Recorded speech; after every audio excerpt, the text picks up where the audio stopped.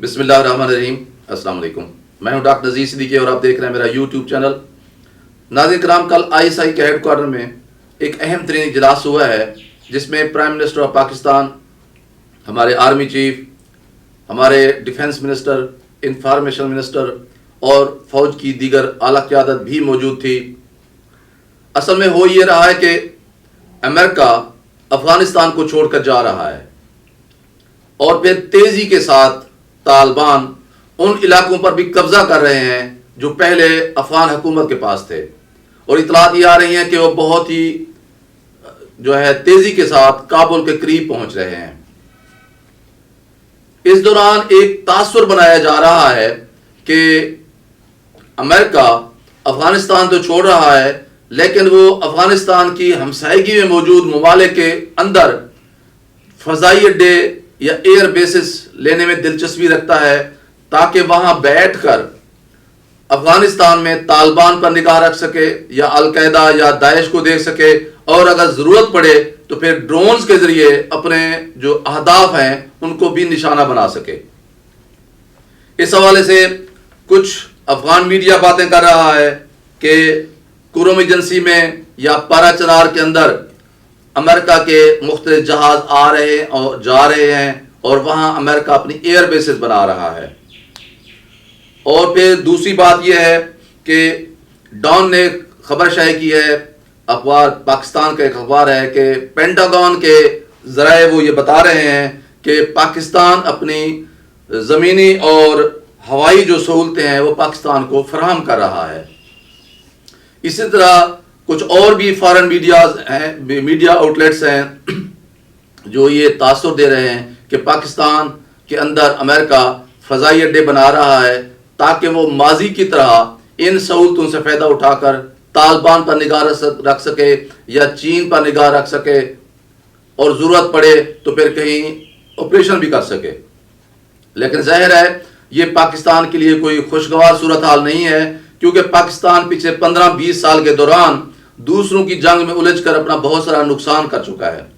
اگر اب خدا نہ خواستہ ہم اپنی ایئر بیسز امریکہ کو دیتے ہیں اور یہاں سے امریکی ڈرونز اڑ کر طالبان پر حملہ ہوتے ہیں یا داعش پر یا القاعدہ پر یا کسی بھی دہشت گروپ پر، تو ظاہر ہے ان کا رد عمل پھر پاکستان کو برداشت کرنا پڑے گا۔ اس لیے یہ پاکستان کی بڑی سوچی سمجھی پالیسی ہے، اور یہ اب 20 سال والا پہلا پاکستان نہیں ہے۔ آج کا پاکستان چین کے ساتھ کھڑا ہوا ہے، روس کے ساتھ کھڑا ہوا ہے، اور آپریشن ایبٹ آباد کے بعد پاکستان کے جو دفاعی ادارے ہیں، ہماری جو فورسز ہیں، ہماری جو ایجنسیاں ہیں، وہ امریکہ کو تقریباً گڈ بائی کر چکے ہیں۔ اس لیے پاکستان کا یہ شعوری طور پر فیصلہ ہے کہ پاکستان نے اب کسی بھی جو غیر ملکی جنگ کا حصہ نہیں بننا، اور ہمارے فارن منسٹر نے شاہ محمود قریشی نے اگلے دن بالکل کھول کر یہ بات کی ہے کہ پاکستان جو ہے وہ کسی بھی صورت میں امریکہ کو ایئر بیسز نہیں دینے جا رہا۔ حالانکہ اس دوران آپ نے دیکھا ہے کہ امریکہ کی قیادت بار بار پاکستان آ رہی ہے۔ زلمے خلیلزاد جو افغانستان کی ایشوز کے حوالے سے امریکہ کے نمائندے ہیں وہ پاکستان آ چکے ہیں۔ اسی طرح امریکی جو ڈیفنس منسٹر ہیں انہوں نے بھی ہمارے آرمی چیف کو فون کیا ہے، اور جنرل اسکاٹ ملن جو کہ نیٹو کے سربراہ ہیں افغانستان میں، وہ بھی پاکستان کے آرمی چیف سے مل چکے ہیں۔ اور ان سب چیزوں کا ایک سی کوشش رہی ہے، لگتی یہی ہے کہ وہ پاکستان سے ایئر بیسز لینا چاہتے ہیں۔ لیکن پاکستان نے صرف یہی کہا ہے کہ ہم آپ کے انخلا میں تو آپ کی مدد کر سکتے ہیں، آپ کے ساتھ طالبان کو ایک ٹیبل پر تو ہم نے بٹھا دیا ہے، لیکن ہم کسی بھی صورت میں نہ تو آپ کو ایئر بیسز دے سکتے ہیں اور نہ ہی پاکستان میں بیٹھ کر کسی بھی دہشت گرد گروپ کے خلاف افغانستان میں جا کر حملہ آور ہونے کی سہولت فراہم کر سکتے ہیں، کیونکہ اسے پاکستان کے مفادات پر بڑی ہی زک پڑتی ہے۔ ہم اب تک 70-80 ہزار لوگوں کی وہ شہادتیں دے چکے ہیں، اور کئی ارب ڈالر کا ہمارا انفراسٹرکچر بھی تباہ و برباد ہو چکا ہے۔ اس لیے اب یہ جو کہنا کہ پاکستان نے ایئر بیسز دے رہا ہے یہ غلط بات ہے۔ ہاں البتہ پاکستان اور امریکہ کے درمیان سن 2001 سے ایک معاہدہ موجود ہے کہ پاکستان امریکہ کو اپنی زمینی اور ہوائی سہولتیں دیتا چلا رہا ہے۔ پہلے یہ افغانستان پر حملہ آور ہونے کے لیے تھیں، اب افغانستان سے انخلا کے لیے امریکہ جو اپنا فوجی ساز و سامان لے کے جا رہا ہے، اپنی ماڈرن ٹیکنالوجی لے کے جا رہا ہے، اپنے جدید ترین اکوپمنٹس واپس لے کے جانا چاہتا ہے تاکہ وہ جو ہے افغانستان کے طالبان کے ہاتھ نہ لگ جائیں، کسی طرح روس اور چین کے ہاتھ یہ ٹیکنالوجی لگ جائے، تو اس حوالے سے پاکستان جو ہے امریکہ کو ضرور جو ہے فیسیلیٹیٹ کر رہا ہے، ورنہ یہ نہیں ہے کہ پاکستان کوئی نئی فضائی جو ہے وہ پٹیاں امریکہ کو پاکستان میں تعمیر کرنے کی اجازت دے رہا ہے۔ کل کو جو اجلاس تھا I S I had quarter میں، وہ اسی سلسلے کی ایک کڑی تھی جس میں یقینی طور پر ظاہر ہے پاکستان امریکہ کو بھی دشمنی کی حد تک کنفرنٹ نہیں کرنا چاہتا۔ ہم انہیں یہ سہولتیں تو